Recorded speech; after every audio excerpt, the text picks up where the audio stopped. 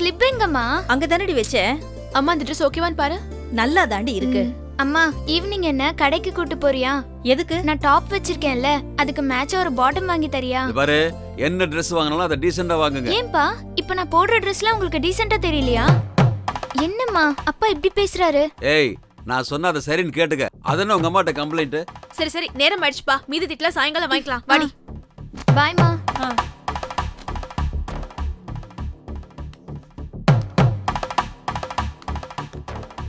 ஏய், உன் மூத்த பொண்ணு நக்கல பாத்தியா?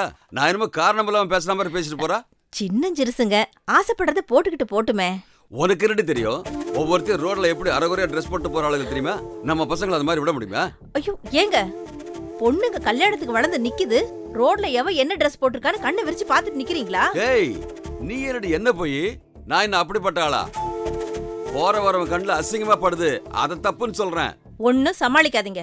அதுங்க என்ன ட்ரெஸ் போடணும்னு நீங்க ஒன்னும் சொல்லி தர வேண்டாம். எல்லாம் அதுங்களுக்கே தெரியும். சும்மா ஏதாவது கூத்தடிச்சுக்கிட்டு. நானா கூத்தடிக்கிறேன்? நானா கூத்தடிக்கிறேன்? நீயும் பொண்ணுங்களும் தாண்டி கூத்தடிக்கிறீங்க. நாங்க என்ன கூத்தடிச்சோம்? மறந்து போச்சா? அந்த பத்திரிக்காரனை கூட்டு வச்சுக்கிட்டு போட்டோ எடுத்துக்கிட்டு போஸ் கொடுத்துக்கிட்டு தாய்மகளும் கொஞ்சம் நஞ்சமா கூத்தடிச்சிங்க. அது பத்திரிக்கைக்காக நம்ம வீட்டு கிச்சனை பத்தி எழுதலான்னு அந்த இனியா சொல்லுச்சு, அதனாலதான். ஆமா, இது பெரிய மைசூர் மகாராஜா ஃபேமிலி பாரு. இந்த கிச்சன்ல நீ சமைக்கிற அழகையும் லட்சணத்தையும் பார்த்துட்டு தமிழ்நாட்டு ஜனங்கள்லாம் உன் கூத்த பார்க்கணும். நானும் 2 பேரோட வந்து நிக்கிறேன்.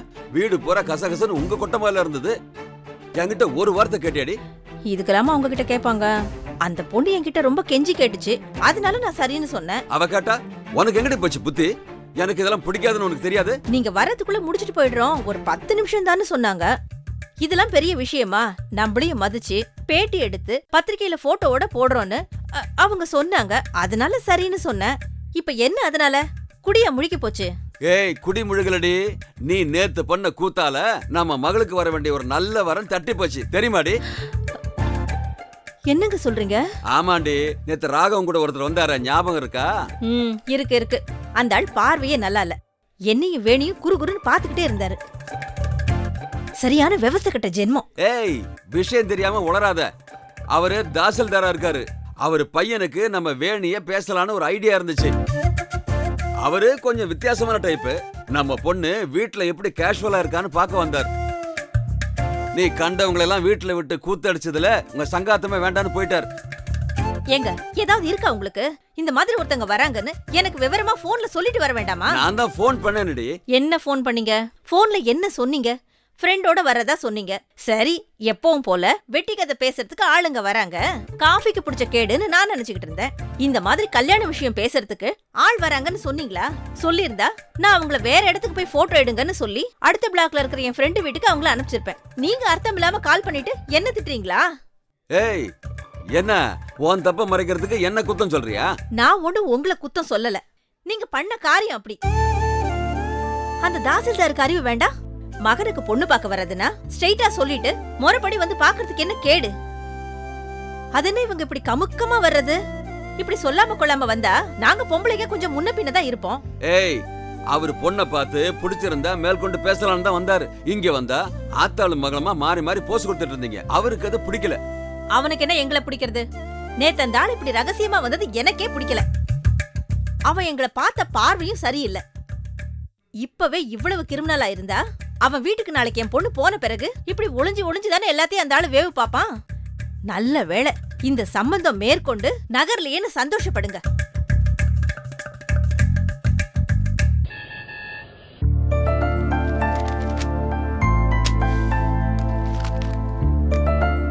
என்ன ரெஜிஸ்டர் மேரேஜ் பண்ணும் சார். லவ் மேட்டரா? ஆமாம் சார். வீட்டில இருந்து ஓடி வந்துட்டீங்களோ? ஆமாம் சார். அதான் பார்த்தாலே தெரியுது. ஏஜ் ப்ரூஃப், அட்ரஸ் ப்ரூஃப் எல்லாம் இருக்கா? இருக்கு சார்.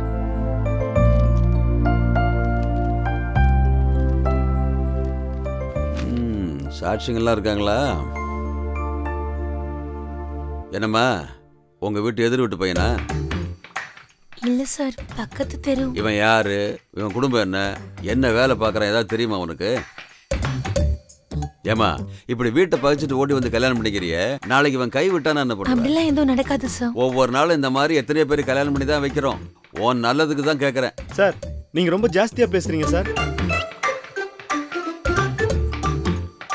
எங்க 2 பேருக்கும் கல்யாணம் பண்ணி வைக்க வேண்டியது உங்க கடமை சார். அதுதான் உங்க வேலையும் கூட. இந்த மாதிரி அட்வைஸ்லாம் உங்க பொண்ணுக்கு சொல்லுங்க சார். முதல்ல கல்யாணம் ரெஜிஸ்டர் பண்றதுக்கு என்ன ப்ரொசீஜரோ முதல்ல அதை பண்ணுங்க சார். ரெஜிஸ்டர் கல்யாணம் பண்ணணும்னா 1 மாசத்துக்கு முன்னாடி நோட்டீஸ் கொடுக்கணும். கொடுத்தீங்களா?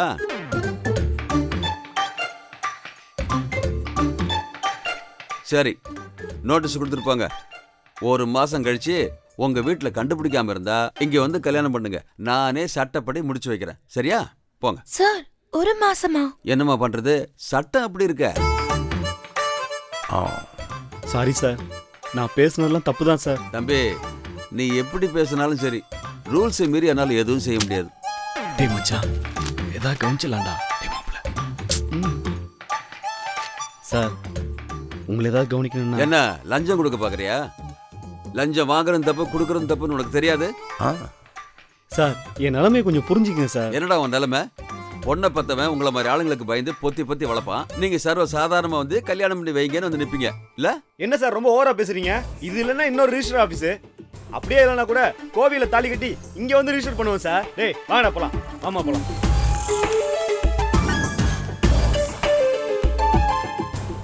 பாத்தீங்களா ராகவன், அயோக்கிய பயலுங்க எங்க இருந்தாவது கூட்டு வந்துடுறானுங்க.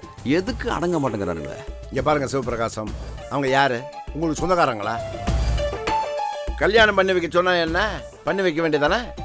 இல்லைன்னா ரூல்ஸை பேசி திருப்பி வர வேண்டியதானே? எதுக்கு தேவையில்லாமல் எப்படி நடக்குது பார்த்துறேன்னு சவால்லாம் விடுறீங்க? அசிங்கப்படுத்திட்டு போயிட்டான் பார்த்தீங்களா? என்ன பண்றது ராகவன், எதிர் வீட்டில் அந்த பையன் வந்ததுல இருந்து இங்க யார் கல்யாணம் முடிக்க வந்தாலும் எந்த பொண்ணை பார்த்தாலும் என் பொண்ணை பார்த்த மாதிரி இருக்கு. ஓ, எந்த பையனை பார்த்தாலும் அவனை பார்த்த மாதிரியே இருக்கு ராகவன். இப்போ என்னங்க உங்கள் பிரச்சனை? உங்கள் எதிர் வீட்டில் இருந்து அந்த பையனை கிளப்பிட்டா போதுமா? நிம்மதி ஆயிடுவீங்களா? ஐயோ ராகவன், அது மட்டும் நடந்தா போதும், ரொம்ப நிம்மதியாயிடுவேன். ஆனா எப்படி நடக்கும்? அந்த ஹவுஸ் ஓனர்ல இருந்து எல்லார்ட்டையும் பேசிட்டேன், அவனை அசைக்கவே முடியலையே. என்ன பண்ண சொல்றீங்க? நீங்கள் ஒன்றும் செய்ய வேண்டாம், செய்யறதுக்கு ஒரு ஆள் இருக்கும். ஐயோ, அடிதடெல்லாம் ஒன்றும் வேண்டாம், அது நமக்கு சரிப்பட்டு வராது. அடிதடியெல்லாம் இல்லைங்க, இது ஒரு மாதிரி ஊடு மேஜிக். அப்படின்னா பில்லி சொல்லிமா? அதெல்லாம் இல்லைங்க, இது வேற. அந்த கலையில் தேர்ந்தெடுத்த வித்தங்க ஒருத்தன் என் கைவசம் இருக்கான். நான் கூட்டிட்டு போறேன். வேண்டாத ஆளுகளை வெளியே அனுப்புறது அவன் பெரிய எக்ஸ்பர்ட். வீட்டை விட்டுனா வீட்டை விட்டு, ஊரை விட்டுனா ஊரையே விட்டு என்ன வேணாலும் செய்வான். இல்ல அவனை வீட்டை விட்டு வெளியேற்றினா போதும்.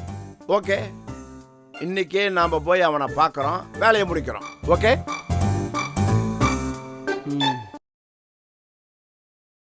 Excuse me. வாங்க சார்.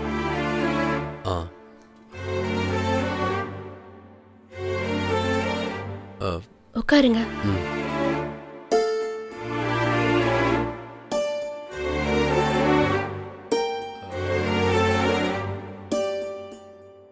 சார், உங்க வைஃப் நேற்று என்கிட்ட பேசினாங்க. ஆக்சுவலாக குடிப்பழக்கங்கிறது ஒரு நோய் தான் சார். பெரிய எக்ஸ்பர்ட்ஸ்லாம் அப்படி தான் சொல்றாங்க.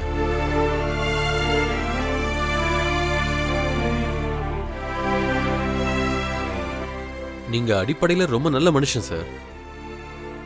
இவங்களை லவ் பண்ணி கல்யாணம் பண்ணிக்கிட்ட பொறுப்பா வாழ்ந்துகிட்டு இருக்கிறவர் தான். இந்த குடிப்பழக்கம் தான் உங்களுக்கு எடுத்து வேற ஆளா மாத்திருச்சு இல்லையா? ஆமாங்க. இவர் மாதிரி ஒரு பிரியமான மனுஷனை பார்க்கவே முடியாது. என் மேல உயிரே வச்சிருந்தாரு இவரு. இப்பெல்லாம் என்கிட்ட ஒரு வார்த்தை கூட அன்பா பேசுறது இல்ல. இவரோட இந்த குடிப்பழக்கம் தான் எங்களோட இந்த வாழ்க்கையே நாசமாக்கிடுச்சு. நீங்க கவலைப்படாதீங்க, எல்லாம் சரியாயிடும். அதுக்கு இவர் மனசு வைக்கணும். ஏன் சார், உங்களுக்கும் எல்லார் மாதிரியும் நல்லபடியா வாழணும் அப்படின்ற ஆசைலாம் இருக்கும். அதுக்கு நிச்சயமா உங்க ஒத்துழைப்பு வேணும். எனக்கும் தெரியும். ஆனா குடி ஞாபகம் வந்த உடனே எல்லாமே மறந்து போயிடும். குடிக்கிறது ஒண்ணுதான் ஞாபகத்துல நிற்கும். இப்ப நீங்க அந்த ஸ்டேஜ்ல தான் இருக்கீங்க. இந்த ஸ்டேஜ் தான் குடி நோயின்னு சொல்றாங்க. இது இது ஒரு வியாதி மாதிரி தான். அக்கறையா அன்பா ட்ரீட் பண்ணா இந்த வியாதியை சரி பண்ண முடியும். ஆனா அதுக்கு நிச்சயமா உங்க ஒத்துழைப்பு வேணும். உங்க ஒத்துழைப்பு இல்லைன்னா இந்த வியாதியில இருந்து நீங்க வெளியே வரவே முடியாது சார். சார் அவர் வருவாரு, நீங்க கூட்டிட்டு போங்க. அவர் இங்க இருக்க கூடாது, அதான் முக்கியம். இங்க இருக்க கூடாதா? ஏன் அப்படி சொல்றீங்க? அதான் சொன்னேன்ல சார், அக்கம் பக்கத்துல இருக்கிறவங்க ஒரு மாதிரியே பாக்குறாங்க, ஏதோ உளறாருன்னு. அதான். அதெல்லாம் சரிங்க மேடம். ஆனா நான் இவ்ளோ பேசுறேன், சரி வரேன்னு அவர் இது வரைக்கும் வாய் திறந்து சொல்லவே மாட்டேங்கிறாரு. என்னங்க, அவர் தான் கேக்குறாருல, வரேன்னு சொல்லுங்க. சார் இது எனக்கு சம்மந்தமில்லாத விஷயம்தான். இருந்தாலும் உங்க ஒய்ஃப் படுற பரிதவிப்பை பார்த்தா ரொம்ப பாவமா இருக்கு சார். அதனாலதான் வேலை மெனக்கிட்டு உங்ககிட்ட உட்காந்து பேசிட்டு இருக்கேன். டி அடிக்ஷன் போய் கியூர் ஆகி புது மனுஷனா வாழ்ற பல பேர் எனக்கு தெரியும். உங்களாலையும் அப்படி மாற முடியும். அதுக்கு நீங்க மனசார விரும்பணும். குடியை விட்டுட்டு நான் நல்ல விதமா வாழணும்னு உங்க மனசுக்குள்ள ஒரு வைராக்கியம் வரணும். இவ்வளவு நல்ல ஒய்ஃப் உங்களுக்கு கிடைச்சிருக்காங்க, அவங்களுக்காகவாது நீங்க ஒரு நல்ல முடிவு எடுங்க சார், ப்ளீஸ்.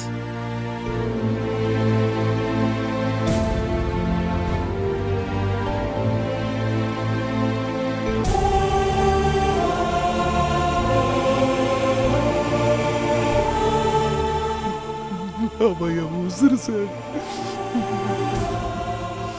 அவனுக்கு ஒண்ணு என்னால தாங்க முடியாது சார். அவளுக்காக நான் என்ன வேணாலும் செய்வேன் சார்.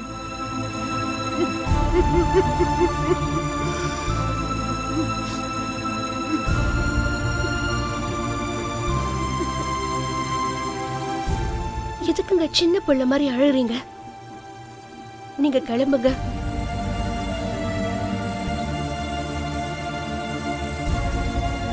கூட்டிட்டு போங்க சார், அவர் வருவார். சார் கூட்டிட்டு போங்க சார். சரி, அங்க ஒய்ஃப் வரலையான்னு கேட்பாங்க, நான் சொல்லி அட்மிட் பண்ணிட்டு வரேன். நாளைக்கு உங்களை கூட்டிட்டு போறேன். சரிங்க சார், ரொம்ப தேங்க்ஸ் சார். வாங்க சார். வரமா?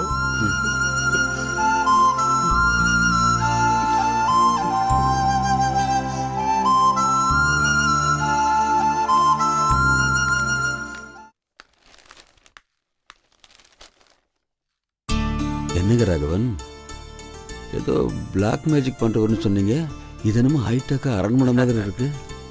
அதுதான் இந்த ஆளுடைய ஸ்பெஷாலிட்டி. டெக்னாலஜி வளர்ந்துக்கிட்டே வருது இல்லையா, அதோட இவனு சேர்ந்து அப்டேட் ஆகிட்டே இருக்கு. அப்படியா? ஆமா, ஆல் ஓவர் த வேர்ல்டு இவருக்கு கிளைண்ட்ஸ் இருக்காங்க. ஆமா, எல்லாமே நெட்டில் தான்.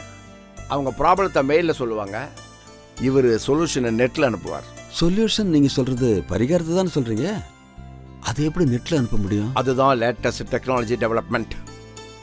இந்த தாயத்தை மந்திரிச்சு கொடுக்கறது, எலுமிச்சம்பழத்தை பூஜை பண்ணி தர்றது, தகடு எழுதி மந்திரிச்சு கொடுக்கறது, இந்த மாதிரி பிசினஸே இவர்கிட்ட கிடையாது. எல்லாமே memory card, chip, pen drive தான். Mister Raghavan sir. நான் தான் சார். வாங்க சார். அதான் வரேன். வாங்க வாங்க வாங்க.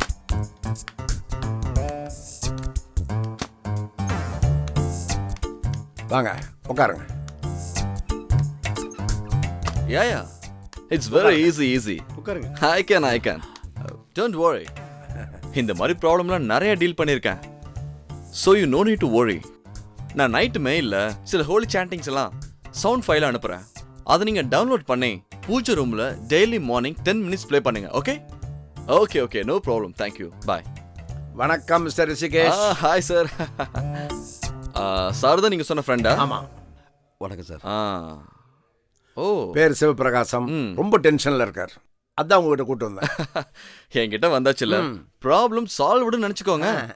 சிவபிரகாசம் சார், ஐ ஆம் Rishikesh, ultra spiritual astrological consultant. உங்களுக்கு நான் என்ன பண்ணணும்? What's your problem sir? எனக்கு 2 பொண்ணுங்க சார், 2 காலேஜில் படிக்குதுங்க சார். 2 பேரையுமே கண்ணுக்கு கண்ணா கண்ணில் விளக்கெண்ணெய் ஊற்றிக்கிட்டு பார்த்து பார்த்து வளர்த்துட்டு இருக்கேன் சார். இப்போ அதில் ஏதாவது லவ் வந்துருச்சா? வந்துச்சா வரலையா வரப்போகுதா ஒரே டென்ஷனாக இருக்குது சார். நீங்கள் அபார்ட்மெண்ட்டில் குடியிருக்கிறதா சார் சொன்னார். ஆமாம் சார், ஹவுசிங் போர்ட் ஃப்ளாட் ஓ, சார். எதிர் வீட்லேயோ இல்லை பக்கத்து வீட்லேயோ எவனாவது பேச்சுலர் இருக்கானா? சார் நீங்கள் எப்படி சார் கரெக்டாக சொல்லிட்டீங்க சார். எதிர் வீட்டில் ஒரு பையன் குடி வந்திருக்கான். அவன் வந்ததுலேருந்து தான் என் நிம்மதியாக போயிடுச்சு சார். நைட்டில் நிம்மதியாக தூங்க முடியாது சார். எப்போ என்ன நடக்குமோன்னு பதட்டமாகவே இருக்கு சார். Quite natural. இதில் நான் என்ன பண்ணணும்? அந்த பையனை காலி பண்ணணும் சார். இதை பாருங்க, எனக்குன்னு சில எத்திக்ஸ் இருக்கு. என்னோட பவருக்கு நான் 5 நிமிஷத்துல அந்த பையனை காலி பண்ண முடியும். பட் கடவுள் கொடுத்த உயிரை கடவுள் மட்டும்தான் எடுக்கணும். நாம அதை செய்யக்கூடாது. சார் சார் நான் அப்படி சொல்லலை சார். அவனை வீட்டு விட்டு காலி பண்ணணும்னு சொன்னேன், அவ்வளோதான் சார். அப்போதான் நான் கொஞ்சம் நிம்மதியாக இருப்பேன் சார். இட்ஸ் ஸ்மால் திங், ஈஸியாக முடிச்சிடலாம்.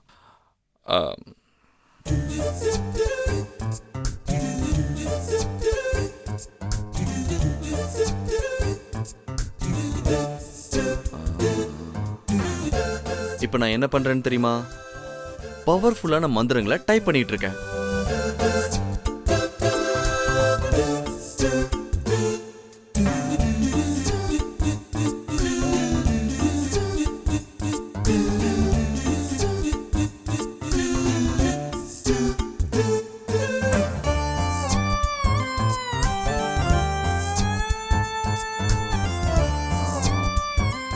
இப்ப நான் சொன்ன மந்திரங்களை எல்லாம் இந்த சிப்ல டவுன்லோட் ஆயிட்டு இருக்கு.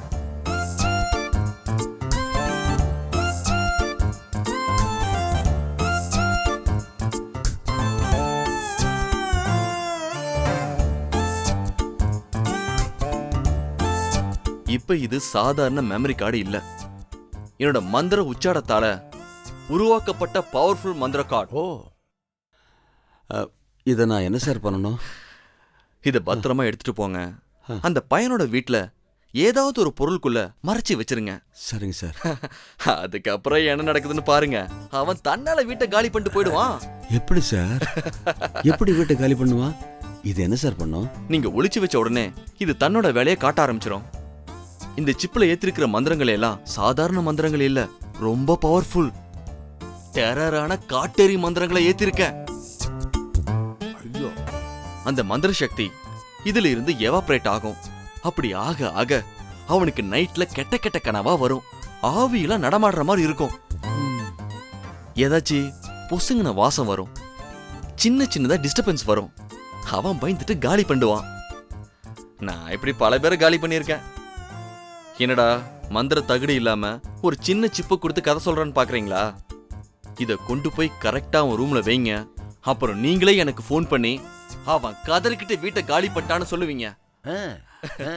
ரொம்ப நன்றி சார். நான் எவ்வளோ சார் ஃபீஸ் தரணும்? 5000 வாங்குவேன். சார் கூட வேற வந்திருக்கீங்க, ஒரு 3 கொடுத்துருங்க.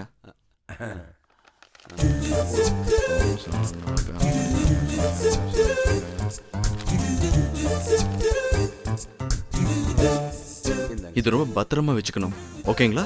சரிங்க சார். வரேங்க சார். இதை பாக்கெட்டில் வச்சுக்கலாம். வச்சுக்கலாம், ஒன்றும் பிரச்சனை இல்லை. வரோம். Okay sir, bye sir. பாய் பாய் பாய். நன்றி சார். வரேன் சார். வாங்க.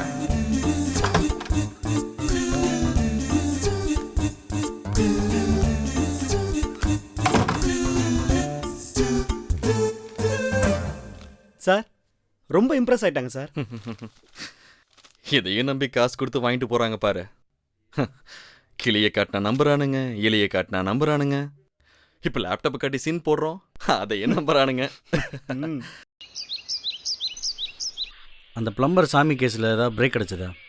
போஸ்ட்மார்ட்டம் ரிப்போர்ட் வந்தால் தான் சார் ஏதாவது ஐடியா கிடைக்கும். அந்த சிவபிரகாசங்கிறவர் எப்படி?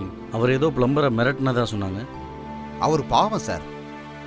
அவர் மாதிரி மாத சம்பளம் வாங்குற மிடில் கிளாஸ் ஆளுங்கள்லாம் கொலை செய்கிற அளவுக்கு போவாங்களா சார்? அப்படிலாம் நம்மளாம் யூகிக்க முடியாது. இப்போல்லாம் எல்லாருக்கும் கோவம் வருது. ஏதாவது ஒரு டிப்ரெஷனில் இருந்துக்கிட்டே இருக்காங்க.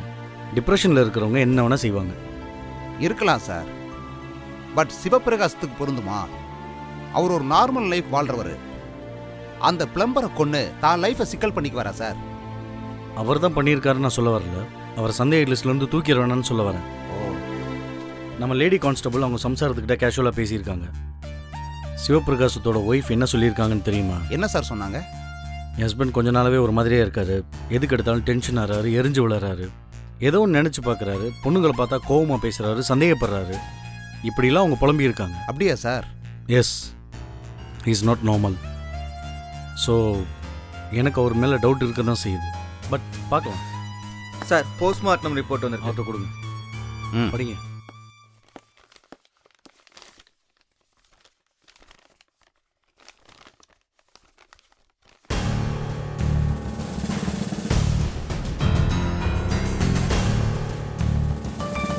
சார், பிளம்பர் கொல்லப்பட்டது ஒரு கூர்மையான இரும்பு கம்பியா இருக்கலாம்.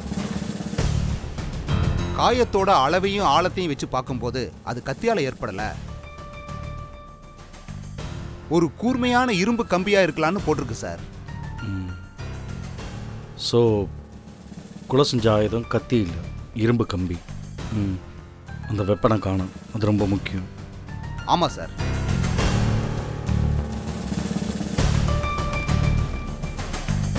ஃபாரன்சிக்ல இருந்து ஒரு ரிப்போர்ட் வந்திருக்கு. பாடி கிடைச்ச இடத்த சுத்தி சில சட்ட பட்டனெல்லாம் கிடைச்சிருக்கு. அது மட்டும் இல்ல, பிளம்பரோட உடம்புல காயங்களும் இருந்திருக்கு. ஸோ கொலையாகிறதுக்கு முன்னாடி கொலைகாரனுக்கும் பிளம்பருக்கும் சண்டை நடந்திருக்கலாம் இல்ல? வேற என்ன இருக்கு சார்? பாடி கிடந்த இடத்துக்கு பக்கத்துல ஒரு செயின் கிடந்திருக்கு சார். அது மட்டும் இல்லாம யாரோ வாமிட் பண்ண அடையாளமும் இருக்கு சார். முதல்ல அந்த செயின் யாருதுன்னு கண்டுபிடிக்கணும். மஃப்டி போலீஸ்லாம் அங்கே ரோந்து போக சொல்லுங்க. சீக்கிரமே கொலையாளியை கண்டுபிடிச்சிடலான்னு எனக்கு தோணுது. கண்டிப்பா சார், எல்லாரையும் அலர்ட் பண்ணிடுறேன் சார். நீங்கள் போங்க. Okay sir.